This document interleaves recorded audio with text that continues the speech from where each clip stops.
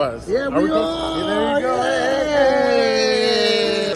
There you go. Okay, all right. We got proof right there. That seems like he's asleep. Need you to wake up, Gilbert. There's a lot of energy. Come on, Gilbert. Let's go. Come on. Dan and Daygo is at Moe's. I'll show you.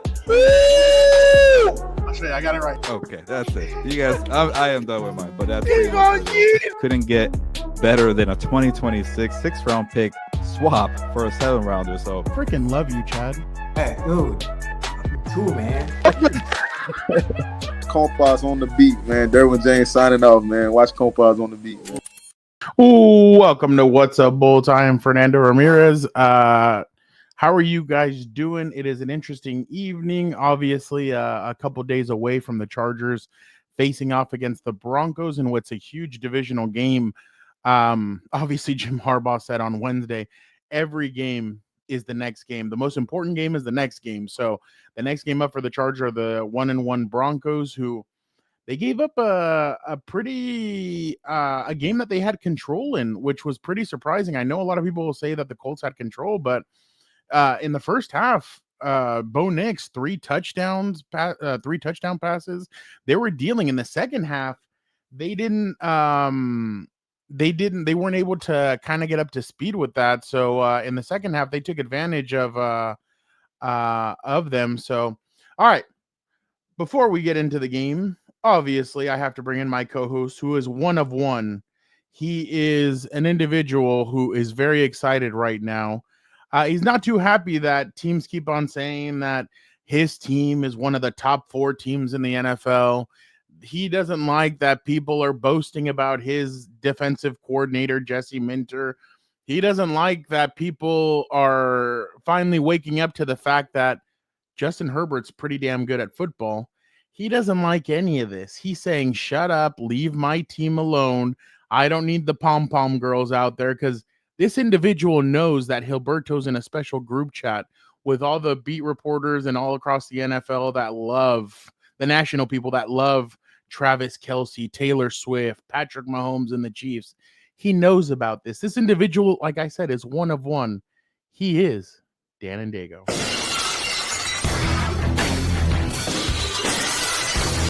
Say what you know. Let me tell you what I know, Frown. Was I right, Dan? 100%. My team, all right, is doing everything I already knew that they were going to do. All right. So I'm not shocked in any way. I understood the assignment, and I'm ready to see them keep going, right? The only thing, like someone said in here, Brett, love it. I want to see the run game have some success now. What the hell is going on with this run game? Why are we abandoning it? Why are we just trying to throw 6 straight passes? That does not make me too happy. So, well, the crazy part is that when they got in that red zone on that long drive, I couldn't believe that Herbert was 5 for 5 on that drive, and they decide, oh, let's run the ball. Let's run the ball 3 straight times. And Greg Roman talked about it today, and he said, yeah, we try. He's like, there were on that third down, there was a lot of miscommunication on which holes they should open up. So they there was some miscommunication on there, but he's like, yeah, we should have just kept it in Justin's. Alex, how are you doing? They should have kept it in his hands or in Herbert's hands, which obviously they admit. But yeah, I definitely think that that there are some things that obviously they need to fix. They know it too. The Monday, I mean, Justin spoke about it. He said, look, in the first half, I thought offensively we did really well. He's like, in the second half, we missed opportunities. And let's be honest, in the first half, they missed opportunities as well. There was one where he decides to throw to Quentin. It was tipped, and it didn't get to Quentin. And Ladd was on the other side being guarded by a linebacker, and he was all by himself. Even Ladd kind of went, this could have been a touchdown. So there's still stuff that the Chargers need to fix, obviously, but clean up, yeah. But the first 2 weeks, the showing that they have is has been pretty impressive to say the least. But just go off of what you said about the run game. They've been speaking about it in practice. After practice, they've been speaking about it and talking about how that's a point of emphasis. And this week, they definitely have an interesting matchup because The Broncos defense is top 10 when it comes to yards, passing yards, 184 given up. Now, when it comes to rushing yards, the Broncos are near the bottom. They're allowing they're near the middle / bottom. They're allowing 119 yards rushing. They allowed what's his name? Jonathan Taylor to have 160 yards rushing. So yeah, there's a lot of there's a lot to clean up, obviously, but if there's a game to run the football in consistently, it is this week. This is going to be the week that they need to get the run game going with Najee. Again, I thought Najee did a really good job catching the football out of the backfield. Running the ball, it was okay, but Omarion. So today, Greg Roman spoke about that, and he said, look, I thought we've had some really I have the full quote because I'm writing about it. He basically said, quote, spotty at times, really good at times. We haven't really leaned on the run a lot in these 2 games. I thought the first game was very efficient. 2 or 3 runs this past game, we did well, unless it was against Max Crosby. I really like the potential. I'm seeing some things that are looking pretty good moving forward. So even they kind of see that their run offense, yes, it struggled, but they feel like there's something good that they have mixing up with that run offense. And like I said, and like I've said before, if they're strong, or if the element that we all know is their best, which is, with a Jim Harbaugh offense, you're going to run the football.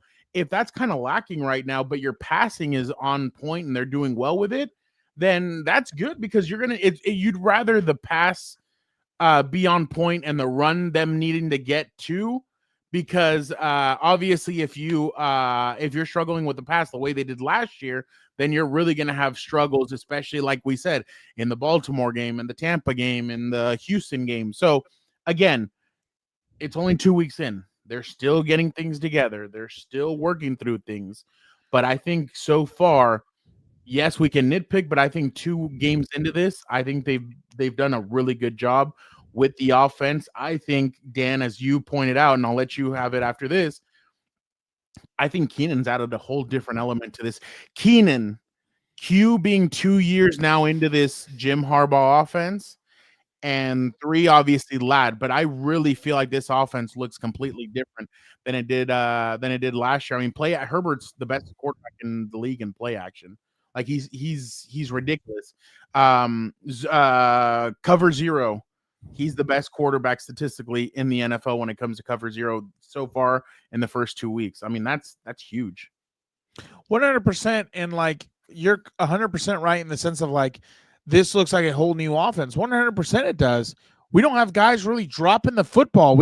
Sometimes we're making stupid mistakes, like lining up off sides as a wide receiver when you get a positive play. Like, what the hell's going on there? Like, you got to watch the football.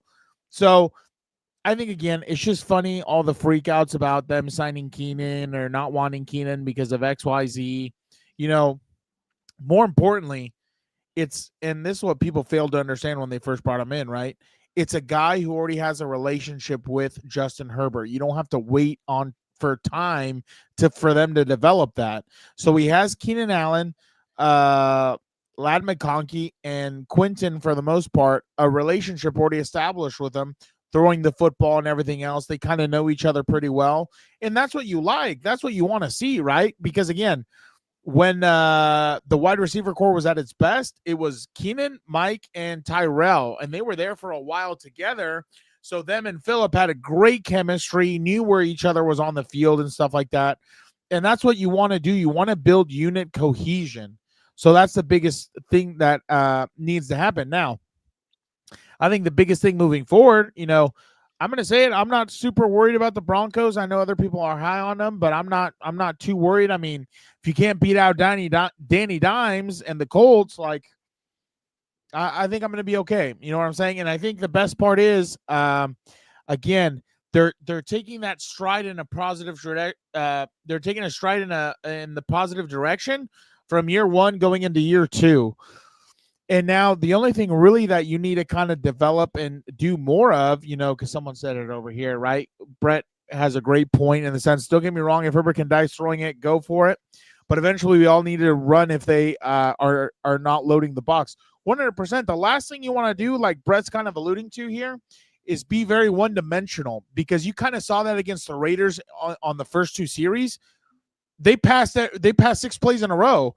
So the defensive linemen were already preparing their moves, and they can just get off the football even faster, and they don't have to guess, right? So, I like this. Definitely not worried about Bo picks. That's funny. 100%, and that's going to be the thing, right? Can you force him to throw in tight windows like you did to Geno Smith? Because you made Geno Smith play a lot when he was trying to throw into tight windows. So between that and pressure, it's going to be interesting. The game's at 105, you said? Yes. Yeah. So like I said, I think it's going to be a good game. I hope they just can take that next step and score exactly right here, right? That also pissed me off on Monday. You know, after you get a huge turnover, you can't settle for field goals. You got to score touchdowns, 100%. So, and this is the other thing, right? That's the other thing that I've been saying since last season, right? If the protection is not good, what do you do offensively, passing wise, to try and help your quarterback and avoid this? A, you're either going to make more people stay in and have fewer people run routes, and you have 6-7 man protections. B, you get the ball out quick. C, you spread them out. You know what I mean? You try and find fast answers.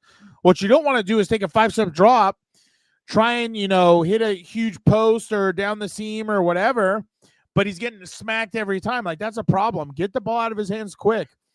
100%. That's, what's funny? I like that Gerardo said this, because that's the also thing I want to see, right? He said, Chargers got to make a statement with this game, win this, control the division.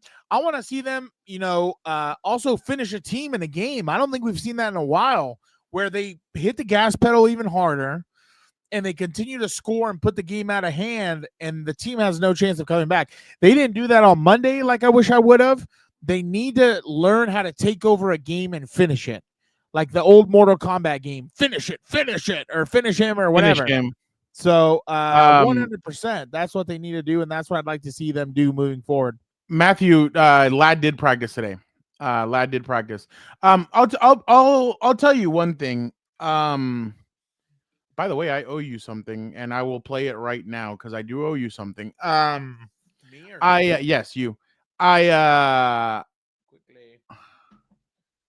What are we? So yeah, my bad. Going back to that. Yeah, to control. I understand the running game, and I know people are having questions about even like the screen pass stuff and everything. I don't know if they're just slowly but surely kind of unraveling this offense. We have to remember too, this is the first offseason that Greg Roman's had Herbert the whole time. So they really, this offense looks completely different from last year. This is what I was going to say. My bad. Now going back to the thing, when Herbert's running around, this offense looks completely different. When he's able to take off and run, this offense looks different. So I've been very impressed with the way Herbert's kind of ran around and the way, like the sentiment. The way he's been able to run around and keep plays alive. Like the one that he threw to Keenan, the first touchdown on Sunday when he rolled out and he threw it, like that was great pocket presence by him. I really think that he's growing into this offense. I think he's starting to kind of enjoy it, especially, and he's mentioned it multiple times now. Having Keenan back has really helped him. So I really think that this is going to help them. And again, it's only 2 games in, but yes, they do need to run the football. They do need to get going. Xavier, no, I think he's asking, do you think Najee Harris is going to get more of the load? I don't think so. I think you can't, off of one fumble, you can't just completely take away everything that, you can't take away carries for Omari, and Omari needs to learn. He needs to learn how to kind of get going, how to run, how to everything. So I don't think they'll take that away. Dan, we had to jump off because obviously it was Monday, it was late. So I do want to show you the video. I know you haven't watched it. Oh yeah, I do like the locker these. room after the game. Let me go full screen. On the road, 2-0. Can't be 3-0 unless you're 2-0. Winning football by the special teams. Winning football by the offense. and guarding for victory. How about that defense?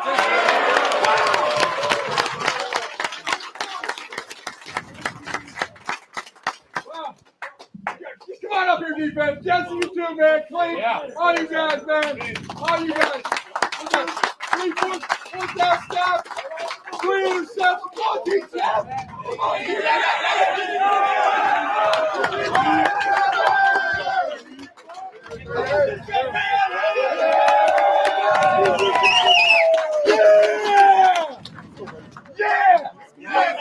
Hey, give each other a high five! Hey, way to break the record. Way to break the NFL record. Hey, get him on the NFL record.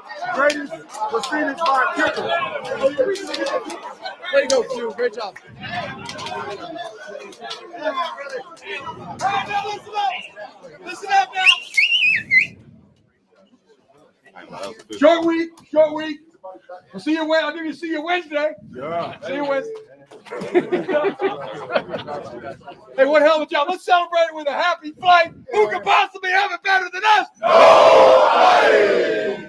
Happy flight! That's hilarious. I love The watching one- those, dude. The one whistling is Tony. Tony knows how to whistle like a Mexican. That's funny. You can So, tell. yeah. Like I said, I don't know. I just feel like there's something different. Maybe, I'm trying to believe still in the Tooth Fairy and everything else, but man, well, they just got a swagger to them. It is like it is different in the sense of the coaching staff. Look, I think the most impressive part about this whole thing is we have to remember, like, you know how we talk about like Justin Herbert's second year, they got better. When obviously when you've had continuity in the past, people get better. You thought Justin learned a lot his rookie year. In the second year, he's going to be even better because he recognized a lot of stuff. Let's be honest. Justin had a great second year. Like, he did not have a sophomore slump. If anything, he took his game to the next level. The same thing is happening with Jesse Minter, Dan. The same exact thing. They changed their defense completely from week 1. I mean, this is what Jesse basically said. They changed their defense from week 1 to week 2. They changed their style because they're fitting the style to see what you know what I mean? Like, in the past, we all knew that Brandon was going to run his system no matter who they were facing. They were going to make it a little bit, but it was basically about the system. Jesse's running it differently. Like, he's doing different things to throw at quarterbacks to confuse them. And I just find that so impressive to see him doing that. And I mean, Dan, 15 passes defended against the Raiders, 6 tackles for loss, 3 takeaways, and 0 touchdowns allowed. And I can bet you right now that there's some people that don't know who, besides Derwin James and Khalil Mack, don't know who's on this team.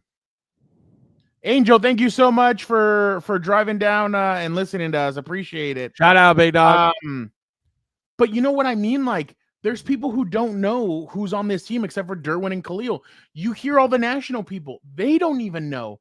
They're surprised. Like, Dan Orlovsky was surprised half of the time on the call with some of the players that were on this team. Like, they don't know a lot of these guys. Tier Tart, they know now because he slapped the shit out of Travis Kelce last week. Yeah, little bitty fish. Tier Tart was a guy that I was told the Dolphins were tired of. They were tired because they thought he was lazy. Well, there's your lazy. Yeah. And it's funny because my buddy who covers the Dolphins, he told me, look, Tier with a coach that can light a firecracker up his ass, he'll be good. And look, that's exactly what you've gotten. You've gotten a coach that'll get him jump started. And now Tier looks like he's the I don't want to say the muscle, but he looks like he's the mouthpiece or the shit talker, the angry, like the one that's going to get all fired up. It looks like Tier's that guy. And every team needs that. Every team needs a guy that's going to kind of be the rough dude, the one that, I mean, you saw he hit Gino way later. I mean, that's not a good. Yeah, he got away with one. That was he got away with one. You don't want to keep on doing that. But it seems like so far Tier saying I'm the Draymond Green of this team, essentially. Yeah. Like, that's exactly what he's saying, which I think is fantastic. I think it's really going to help this team out. But man, and Justin said it. Harbaugh said it, like you can tell how excited they are about having Keenan back. And here's a play from Monday, and listen to Keenan. That's all you got to do to get the first down and throw that motherfucker to me, dog. Are y'all first down? That's all they got to do. We needed a first down, throw that to me. Dude, I'm telling you, when I asked him, like, do you have to change anything? He's like, why? He's like, they brought me in here to be Keenan Allen. So who am I going to be? Exactly. I'm going to be Keenan Allen. And you know what's funny again? Like, that's why they brought him in. Like, it was whatever. We're not going to beat a dead horse, but that was just hilarious to me. But, you know, it's like you're talking about. That's the difference in coaching, where you don't need to spend $200 million on a defense to get guys to play well or whatever it is. You know what I'm saying? Like, they have taken, and again, this is the way you build a team properly with people who are competent in the building. You build through the draft, you sign mid-level, or you sign guys. Low risk, high reward. Yeah, low risk, high reward. And you only pay players you are in love with and who are cornerstone pieces. You know what I'm saying? That way you don't get caught in bad contracts and things of that nature for the most part. All right. So I love the way they're building this team. I just need them to find some offensive linemen because that's the only thing I'm missing right now at this moment. What was in a sense, though, Trey played. I was very impressed with Trey Pipkins on Monday. He made Max Crosby basically look like, except for that fourth. He's the one that made Omarion fumble. Well, no, it was the exchange between Justin and Omarion. Well, but I get what you're saying. But other than that, he really didn't do much. But at the same time, like for me, the inside guys, yeah, 100%. Well, and this weekend they could be exposed because the Broncos have a very good front five. Well, there you go. I think this weekend's going to be a lot of quick passing. It's going to be a lot of run the football, all that. By the way, Tom, my God, don't let Najee light the fire. Hey, Tom, we don't know if Najee's the one that lit it. We just know that he got harmed by it. So allegedly. We don't know. Yeah, we don't know if he's the one that lit it or not. So I like this. Jesse will stay until we win a Super Bowl. I like that. Look, and that's what I said on Compas the other day or yesterday.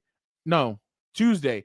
I told the guys because I remember Vic commented in our group chat, like, yeah, Jesse Minter's probably gone. And I'm like, no, not necessarily. Like, what Jim Harbaugh, if they get to the AFC divisional or the AFC championship, and Jesse looks around and looks at some of these offers and he's like, why would I like? I know you have Joe Burrow in Cincinnati, but it's like, why would you like there's a lot of messes out there. Well, who knows if he's even going to get fired, but I'm just saying, like, there's messes everywhere. Like, why would he want to go to some of those teams? Maybe he thinks to himself, you know what? I'll be the highest paid defensive coordinator and we have one more shot at this. I want to make it the most of it, and I want to go win a Super Bowl with Jim Harbaugh. I already won a national championship as a defensive coordinator. Let's go do it as his defensive coordinator in the NFL. So exactly, I don't think it's a given that Jesse Minter is going to leave, and I understand that a lot of folks are and fans especially are very like, oh yeah, he's gone. Like, no, I don't think so. I think he might want to stay if he wants to be a part of winning a Super Bowl with Jim Harbaugh. But real quick, Dan, let me go over some of the stats on the Broncos. So like I said, they're giving up 15 points a game. Oh no, that's the Chargers. My bad. I apologize. The Chargers are top 3 in the NFL right now in defense. They're only giving up 15 points a game. And that's with only giving up 9 against the. So if you average 20 points a game like they like to, you're winning every single. The Broncos are allowing 20 points a game. Beautiful. So they've played Danny Dimes and they've played Cam Ward. So no offense to either one of those guys, but they're nowhere near what Justin Herbert is. So, and they're on the road. That's another thing we have to imagine too. The Broncos are on the road again. So it's going to be interesting to watch. Chargers defensively, they're top 1, 2, 3, 4, 5, 6. They're 7th in the NFL, allowing 282 yards. They are top 10, 11, 12 in passing yards. They're allowing 199.5, and they're only allowing 83 on the ground, which is top 10 as well. Now, the passing yards, Jesse Minter spoke about that. He said they got to be better when it comes to some of those plays. Like there was a drive where we gave up that drive where they the Dolphins just tied up the game, Dan. Are you kidding me? Tyreek Hill just scored and he did 3 backflips. Bills. Wait, I probably can't watch it on my phone right now. Well, let's just. So Dan, the thing is here, they're giving. Jesse said they had a drive of 15 plays, and they didn't get past the 15-yard line. Like, and he was really impressed by that, or I think it was 20 plays. But he's like, the fact that they had such a long drive and they only came away with 3 points, that's the thing. Once the Chargers get right around, or the opposing offense gets right around the red zone, the Chargers defense clamps down. They're only allowing 1 touchdown. Like, they're 1 for 6 opposing teams in the red zone. So that means the Chargers have only allowed 1 touchdown in 6 red zone trips. Yeah. That is phenomenal what they're doing right now. And when it comes to turnovers, the Chargers are they're +2 in the NFL. They're tied for third with 3 picks so far. All the picks came against the Raiders. On offense, the Chargers right now are obviously top in the NFL. They're top 10 in total yards. Total yards. Yeah. 355 a game. They are 270 passing yards, which is top 5 in the NFL behind the New York Giants, the Buffalo Bills, and the Colts. And rushing attack obviously is near the bottom with 85.5 yards a game. But again, they just played 2 of the stingiest defenses in the NFL when it comes to the run. So that'll be interesting. That's scoring. The only thing where they kind of struggle is scoring the football. They're only at 23.5. So they do need to improve that. Great numbers. Numbers. But yeah, when it comes to the Broncos, right now, Dan, and I've been harping on this on Compas. I haven't seen anything from Bo Nix that I've thought, oh wow, like he looks really good. I didn't even see it last year either. Like he's thrown for 382 passing yards. He has 4 touchdowns, 3 picks. He had a crucial pick on Sunday that led to a interception that the Colts turned around and scored on. Here's the interesting part, Dan. And this is where I'm interested to see how the Chargers are going to attack him. He's only been sacked 1 time. Bo Nix has only been sacked 1 time. Their offensive line is actually pretty good. They're one of the better offensive lines in the NFL. Especially without Khalil Mack, he's going to have to get pretty creative. So I'm interested to see what way they're going to try and attack this. Like I've told you, Dan, what I've been very impressed about with the Chargers defense is their defensive line. The defensive line is getting a lot of push, and they're moving the center. They're moving the guards into the quarterback's lap. Yeah. So that's affecting the throws. The throw to Tony Jefferson, the throw that was picked off by Tony Jefferson. Gino hit his arm against I think it was the guard's shoulder pad, because that's how much he was in there on him. So when it comes to the run game, J.K. Dobbins, 30 carries for 139 yards, 4.6 yards a carry, 2 touchdowns. Obviously, he's just doing what he did last year with the Chargers, improving on that. By the way, Dan, this is what J.K. Dobbins had to say today when the Broncos media spoke to him. They asked him, is this a revenge game for you? And this is what he had to say. Yeah, they hit me with a tag, but it doesn't matter anymore. It's time to play ball. And so I get to play against them Sunday, and I'm going to give my best and give my all, and hopefully, we'll have a great game. I mean, is there any thoughts that they went after Najee, they drafted Hampton, they didn't really seem to want you? Are there any thoughts on him? Wow, this guy. Well, they did. But they wanted you? But yeah, okay, of course. But this guy's an idiot. And see eye to eye, and business is business. They did what they had to do. I did what I had to do. And so, yeah, I wouldn't say they did. They absolutely wanted me, but we just didn't see eye to eye business wise. So that's where that's at. Like, no, they didn't.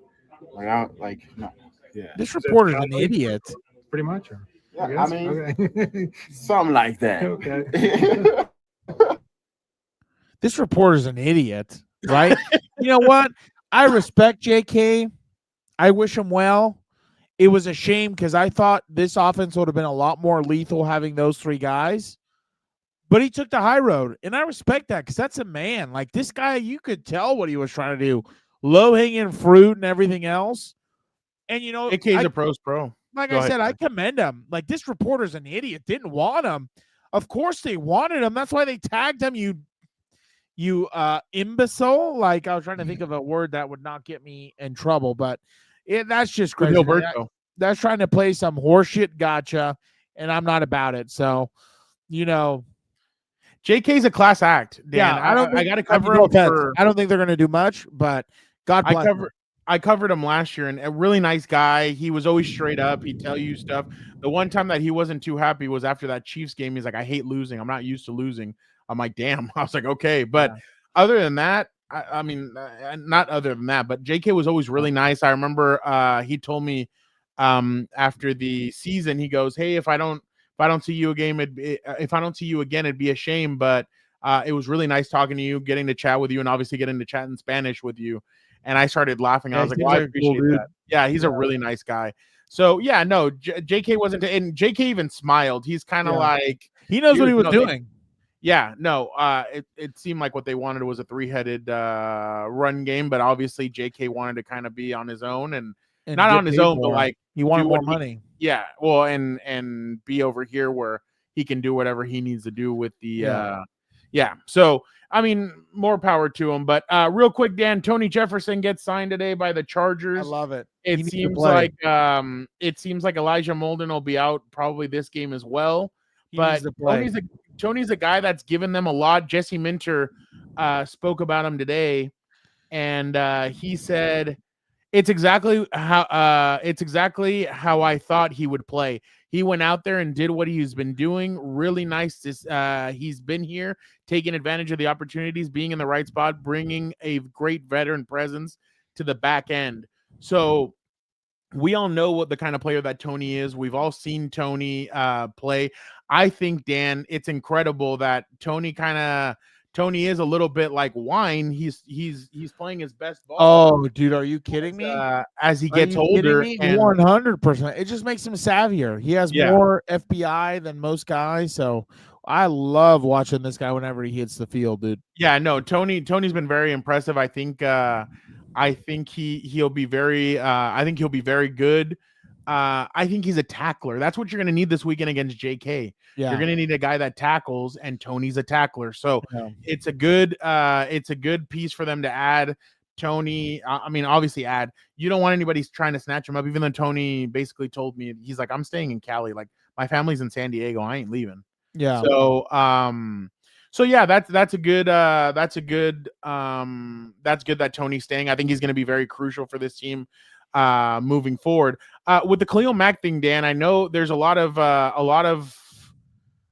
the team is a little bit sad that they're going to be without him the next couple of games. But if you're lucky to get away with him only being out for 4 after, Dan, you remember you saw it, you were like, oh crap, that could be season ending. Yeah. Again, I do believe that once teams start falling off, there's going to be moments of, hey, maybe you can go get that edge rusher because they're going to need it. They're going to need more help edge rushing. Yeah, going even back with to Khalil. this. Yeah. Yeah. You think if they're 8-1 by the deadline? No, yeah, Alex. I think. Remember, the Rams made 2 moves before they went all in for that Super Bowl. They got Odell Beckham Jr. and they got Von Miller. You have to go get pieces. Brett has a wish list. Brett, you better hope that Buffalo comes back. Right now, Buffalo had a 4th and 7. They had a punt, and they said that the one of the guys hit the center while he was snapping the ball. They gave him a first down. So Mike McDaniel's like losing his shit right now, throwing his helmet or throwing his headset and everything. But obviously what they need to do, they signed Clennon Farrell, who actually was the guy that they drafted after Khalil Mack was traded away. So that was pretty interesting. He's more of a run stopping edge. I think I saw that Weaver's more of, well, we'll see which one but they brought in 2 guys for the practice squad. We'll see which one they elevate for on Sunday or Saturday, but which one they elevate and who knows, maybe they elevate both of them. But look, guys, one thing that I'm really interested in seeing, I don't know if you guys saw that on Monday. I'm sure you guys did because you guys are all savvy. You guys watch the Compas, so you guys are all smart. Exactly. Tito Banya didn't play. Yeah. He sat Tito. Tito started against the Chiefs. They must have seen something that with Tito that it just wasn't working, because the defensive line looked a lot better on Monday than they did last week against the Chiefs. They looked a lot better. They were they looked a lot smoother. Jamari Caldwell got some playing time, and look at him, a sack. Look good. And the one thing is, it's funny, Jesse Minter was asked, hey, like, he didn't look excited. He's like, yeah, he's like, who knows what it was, but he just ran off the field. Like, Derwin and guys were trying to celebrate with him, and he just kind of walked off. And maybe he thought that because the snap was fumbled, it wasn't really a sack or anything, but obviously they kept the ball for him and they gave him the ball. But Deshaun Hand, Naquan Jones, Jamari Caldwell, these guys are all making plays. Even Justin Egboigbe made some plays on Monday. These guys are making plays, and something must have happened where they don't think that Tito Ogbonna is making enough plays to contribute to this.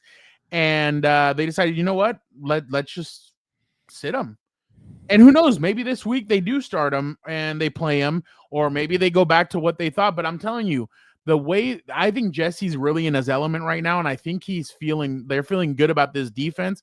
They feel like they have guys that can fly around. Now, obviously, the thing that concerns is how are you going to generate a pass rush to get in Bo Nix's face?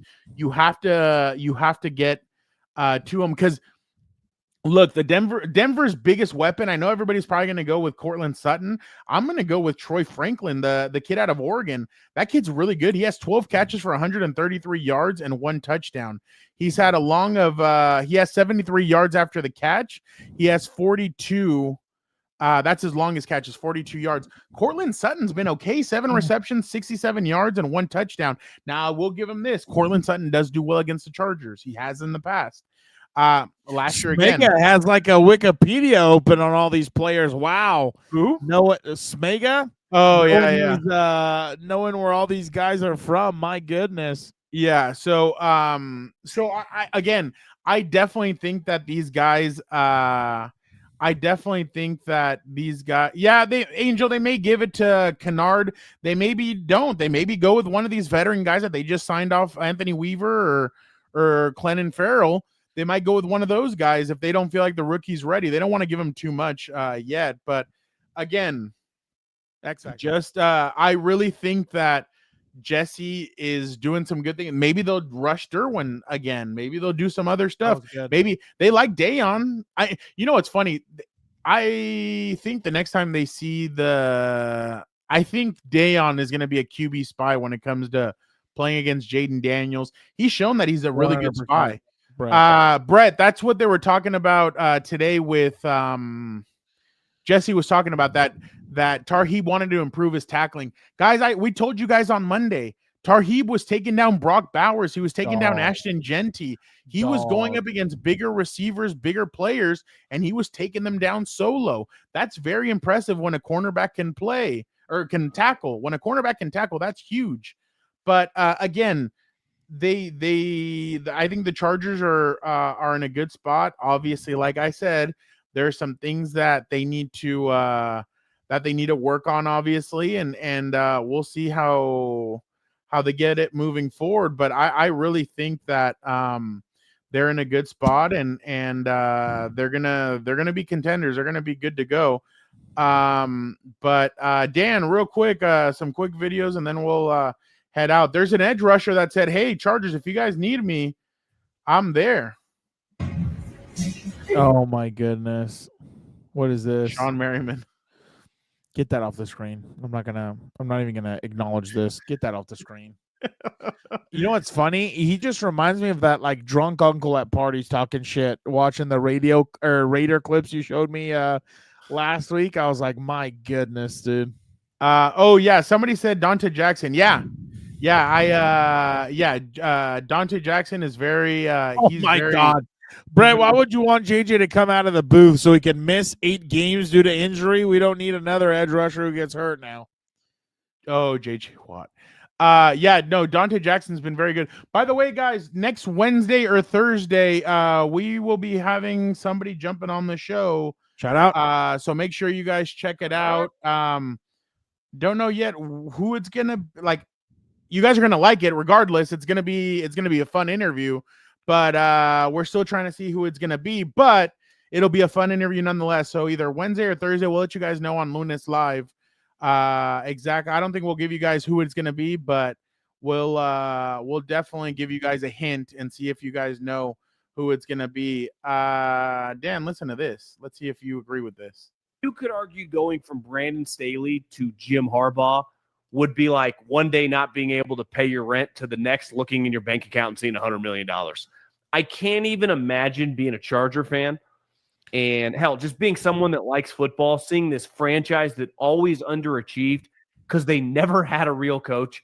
And then the last coach that they literally had, Brandon Staley, was like the laughing stock of the league. Ooh. Go to Jim Harbaugh, who has been winning now for multiple decades. It's awesome to watch. And I undervalue the Chargers like they're really good. And it clearly starts with their quarterback, who is one of the best players in the league. One, Dan? Just like the Ohio State, the best quarterback in the league. What did you think about what Gilberto wrote the other day, Dan? I don't even look at it. You know what I do? I print it out. I have special toilet paper made, and I print out his articles through that. And I just use that every day because I don't need to see it. I just wipe my ass with it. It means nothing to me. I know my eyes do not deceive me. I might wear glasses, but I can see. What the hell is this? Does somebody else need glasses, Dan? That you know? Yeah. Hey, Dan, this is Dayon Henley's sack. Oh no. No. This isn't the sack. This is it the pick? Oh yeah, the interception with Dayon Henley. Oh yeah, I like that. So obviously, what's his name? Jesse Minter was talking about how this is just stuff that they wanted to do with the players. Like they would bounce passes off each other, they'd intercept it. He's like, it was a fun activity that they wanted to do. It's like, yeah, it's a fun activity that now turned into a drill that these guys are now doing in the game. And look, football, because it got him 2 picks. That one, and then the Dante Jackson one in the end zone. Yeah, look at that, Dan. Dog. Jesse said that when he was coming off the field, that he just thought this guy is gonna end up like the rookie from Morgan. No, that was Naquan Jones, but that was Dayon Henley, the one that came in with him. Oh yeah, look at Dayon up here. Yeah. Watch Dayon. Yeah, he was on the other side. Yeah, dog. Yeah, that's Naquan Jones. Dude, that's what I'm telling you. Like, you see this defense, they're swarming around. They're playing free. They're playing loose. They're playing hard. Like, that's what you want to see. Like, at the end of the day, I get these guys get paid a crap ton of money to play, but it's still a game, right? So you have to play with high energy. Love your teammates, right? I don't think that really ever changes. Those are the successful teams, in my opinion. So look at this. Look at him. Did he split the double team? Wow, he's getting doubled and he's moving them pretty well. Look at that QB spy. You know what's my favorite? The patience right there from Dayon. Wow. To get the center to commit to move, and then obviously he's too slow and doesn't see him, and he just shoots in. That's absolutely amazing. That's amazing. Exactly. Son of Odin, baby. God of lightning. All right. It's time. It's time. Time for score what? Predictions. Okay. Well, who's your X factor? X factor. I'm going to go with the defensive backs. I think they're going to need to do the same thing they did on Monday. Force Bo Nix to throw into tight windows because I think that's going to be the biggest key.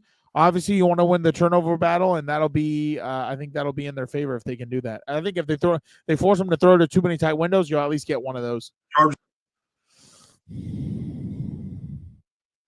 This is my offensive X factor is this guy right here about to show up on the screen. Oh my God.